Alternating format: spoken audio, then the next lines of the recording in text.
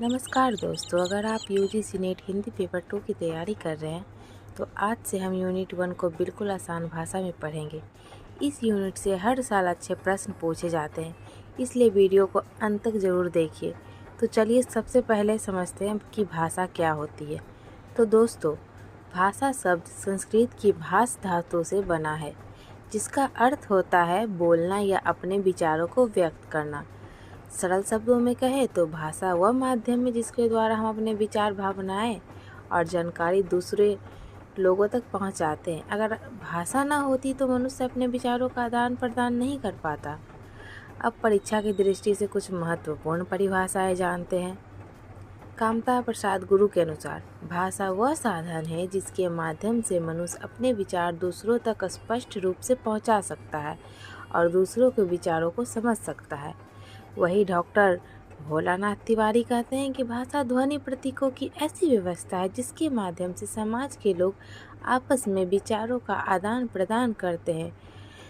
बाबू राम सक्सेना के अनुसार जिन ध्वनि चिन्हों द्वारा मनुष्य एक दूसरे से विचारों का आदान प्रदान करता है उन्हें भाषा कहा जाता है। अब एक महत्वपूर्ण परीक्षा ट्रिक। अगर प्रश्न आए कि भाषा की सबसे प्रसिद्ध परिभाषा किसने दी है तो इन तीनों विद्वानों के नाम अवश्य याद रखिए, कामता प्रसाद गुरु, डॉक्टर भोलानाथ तिवारी और बाबूराम सक्सेना। अब भाषा के रूप समझते हैं। भाषा मुख्यतः 3 प्रकार की होती है। पहली मौखिक भाषा जिसे हम बोलते और सुनते हैं, दूसरी लिखित भाषा जिसे हम पढ़ते और लिखते हैं, तीसरी सांकेतिक भाषा जिसमें संकेतों या इशारों के माध्यम से अपनी बात कही जाती है। अब बात करते हैं भाषा की प्रमुख विशेषताओं की। सबसे पहली विशेषता है कि भाषा सामाजिक संपत्ति है। इसका मतलब है कि भाषा किसी एक व्यक्ति की नहीं होती बल्कि पूरे समाज की होती है। दूसरी विशेषता भाषा अर्जित संपत्ति है, यानी भाषा जन्म से नहीं आती बल्कि हम अपने परिवार और समाज से सीखते हैं।